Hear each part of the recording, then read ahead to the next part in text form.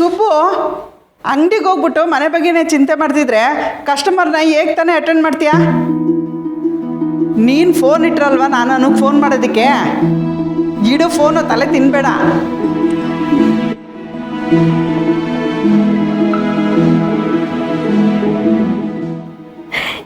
ಏನಕ್ಕ ಭಾವಂದು ನಿನ್ನ ಹತ್ರ ಫೋನಲ್ಲಿ ಮಾತಾಡ್ದಿರಕ್ಕಾಗಲ್ವಂತ?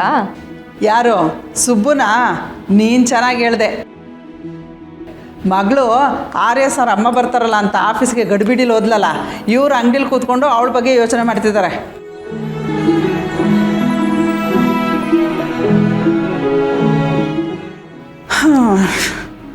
ಪಾಪ ಏನು ಕೆಲಸದಲ್ಲಿದ್ದಾಳೋ ಏನೋ, ಫೋನೇ ರಿಸೀವ್ ಮಾಡ್ತಿಲ್ಲ. ಇನ್ನೊಂದ್ಸರಿ ಫೋನ್ ಮಾಡಿ ನೋಡಕ್ಕ. ಮಗಳು ನೆಮ್ಮದಿಯಾಗಿ ಕೆಲಸ ಮಾಡೋದು ಬಿಟ್ಟು ಫೋನಲ್ಲಿ ನಮ್ಮ ಜೊತೆ ಮಾತಾಡ್ಕೊಂಡಿರೋಕ್ಕಾಗುತ್ತಾ?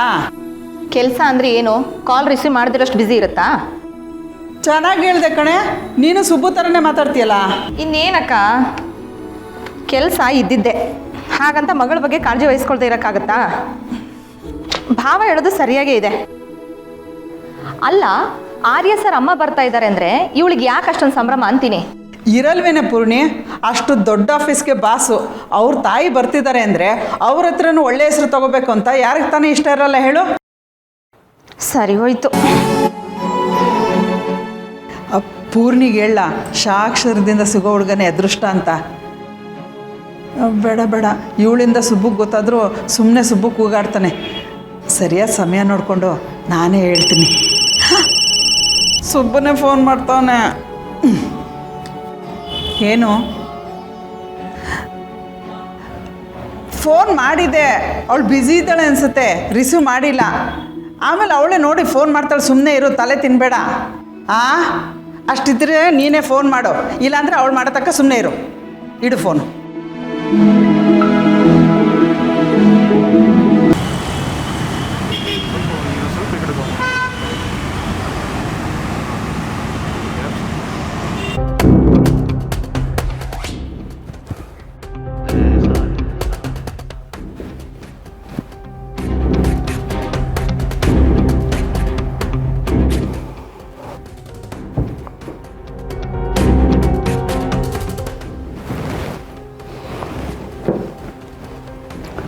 ನೀರು ಕುಡಿ.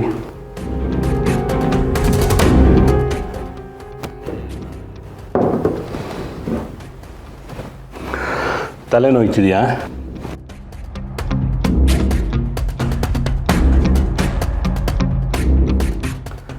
ತಲೆ ಮೇಲೆ ಕೂರ್ಸ್ಕೊಂಡು ಮೆರೆಸಿದ್ಯಲ್ಲ, ಸಿಟ್ಟು ಮಾಡ್ಕೋಬೇಡ. ನಿನಗೆ ಈಗೆಲ್ಲ ಅರ್ಥ ಆಗ್ತಿದೆ ಅನ್ನಿಸ್ತಿದೆ. ನೀನು ಸಿಟ್ಟು ಮಾಡಿಕೊಂಡ್ರೆ ಅದು ನನ್ನ ಮೇಲೋ ಅಥವಾ ಇನ್ನೊಬ್ಬರ ಮೇಲೋ ಆಗಿರಲ್ಲ. ನೀನು ತಗೊಂಡ ನಿರ್ಧಾರಗಳಿಂದ ನಿನಗೆ ನಿನ್ನ ಮೇಲೆ ಸಿಟ್ಟು ಬರ್ತಿರುತ್ತೆ. ಅದು ನನಗೆ ಗೊತ್ತು. ಎಷ್ಟು ಸಲ ನಾನು ಏನೋ ಹೇಳಕ್ಕೆ ಬಂದಾಗಲೆಲ್ಲ ನನ್ನ ಬಾಯಿ ಮುಚ್ಚಿಸ್ತಾ ಇದ್ದೆ. ಈಗ ನನ್ನ ಮಾತುಗಳೆಲ್ಲ ನಿನ್ನ ಕಣ್ಣು ಮುಂದೆನೇ ಕಾಣ್ತಾ ಇದೆ. ಆರ್ಯ, ಅರ್ಥ ಆಯ್ತಾ? ನೀನು ಒಂದಕ್ಕೆ ಇನ್ನೊಂದನ್ನು ಹೆಣಿಬೇಡ. ನಾನು ಹೆಣಿತಾ ಇಲ್ಲಪ್ಪ. ಹೆಣಿಯೋಕೆ ನಾನೇನು ರಾಜನಂದಿನಿ ಫ್ಯಾಬ್ರಿಕ್ಸ್ನ ಮುಖ್ಯಸ್ಥೆ ಅಲ್ಲ. ಹೇಳಬೇಕಾದ್ದನ್ನು ಹೇಳೋಕ್ಕಾಗದೆ, ಅರ್ಥ ಮಾಡ್ಸೋಕ್ಕಾಗದೆ ಇಷ್ಟು ದಿನ ಒದ್ದಾಡ್ತಾ ಇದ್ದೆ. ಈಗ ನಾನೇನು ಬಾಯ್ಬಿಟ್ಟು ಹೇಳಬೇಕಾಗಿಲ್ಲ, ಎಲ್ಲ ಬಯಲಾಯ್ತಲ್ಲ.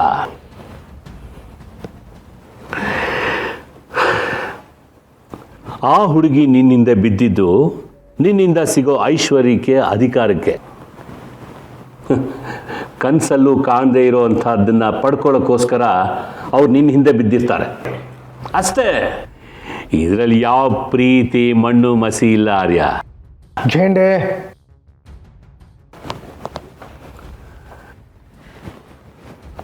ಆ ಹುಡುಗಿ ಹೇಗಿದ್ಲು ಗೊತ್ತಾ? ಸೀರೆ ಅಂಗಡಿ ಮುಂದೆ ನಿಲ್ಲಿಸೋ ಬೊಂಬೆ ಥರ. ಈಗ ಸೀರೆ ಅಂಗಡಿ ಓನರ್ ಥರ. ನಮ್ಮೂರ ಕಡೆ ಒಂದು ಮಾತಿದೆ, ನಮ್ಮೂರ ಕಡೆ ಏನು ಎಲ್ಲ ಕಡೆನೂ ಮಾತಿದೆ. ಬಡವನಿಗೆ ಐಶ್ವರ್ಯ ಸಿಕ್ಕಿದ್ರೆ ಅರ್ಧರಾತ್ರಿಲಿ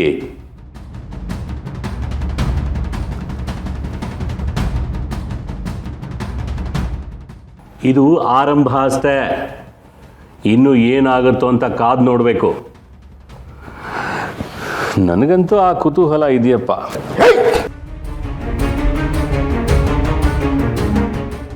ಕುತೂಹಲನ ನಿನ್ ಕುತೂಹಲನ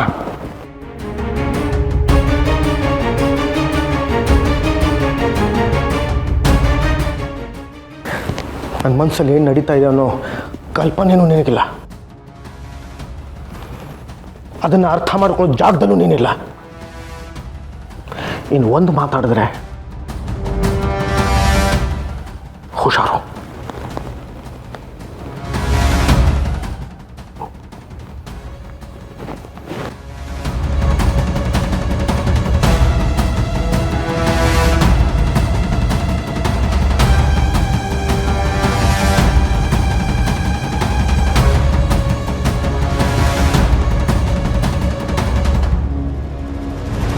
ಸರ್ ಒಂದು ನಿಮಿಷ. ಕಾಮನ್ ಸೆನ್ಸ್ ಇಲ್ವಾ? ದಾರಿಗೆ ಅಡ್ಡ ಬರ್ತಿದ್ಯಾ? ಸರ್ ದಾರಿ ಬಿಡು. ಆಗ್ಲಿಂದ ನಾನು ನಿಮ್ಮ ಹತ್ರ ಮಾತಾಡಬೇಕು ಅಂತ ಕಾಯ್ತಾ ಇದ್ದೀನಿ. ನೀವು ಯಾಕೆ ನನ್ನನ್ನು ಅವಾಯ್ಡ್ ಮಾಡ್ತಿದ್ದೀರಾ? ಏನು ಮಾತಾಡಬೇಕು? ನೀವು ಹೀಗೆ ಕೇಳಿದ್ರೆ ನಾನು ಏನಂತ ಮಾತಾಡಲಿ ಸರ್? ಏನು ತಪ್ಪೇ ಮಾಡಿಲ್ಲ ಅನ್ನೋ ಮುಖ ಮಾಡಿಕೊಂಡು ನನಗೆ ಕೋಪ ಬರೆಸ್ಬೇಡ. ಸರ್ ದಾರಿ ಬಿಡು.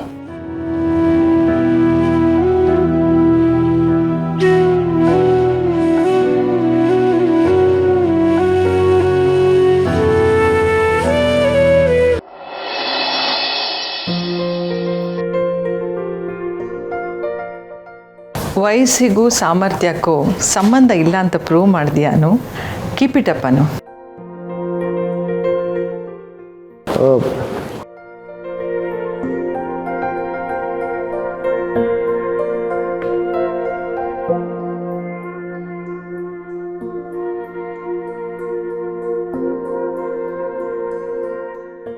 ಮೀರಾ, ನಮ್ಮ ಹತ್ರ ಟೈಮ್ ಇಲ್ಲ. ಬಿಸ್ನೆಸ್ಸಲ್ಲಿ ಪ್ರತಿ ಕ್ಷಣನೂ ಹಣನೇ. ಗೊತ್ತು ತಾನೆ? ಅಮ್ಮನಿಗೆ ನಿಂತ್ಕೊಂಡೇ ಇರೋಕ್ಕಾಗಲ್ಲ. ಅವರು ಆಫೀಸಿಗೆ ಬರೋದೇ ಅಪರೂಪ. ಇದೆಲ್ಲ ನಾನು ನಿನಗೆ ಹೇಳ್ಕೊಡ್ಬೇಕಾ Meera? Come on, do it fast. Ya sir, I'll get her.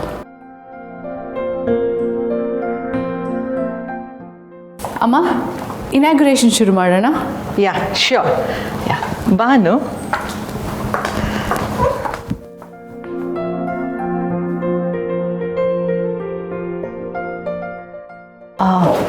ಅಮ್ಮ ಪ್ಲೀಸ್.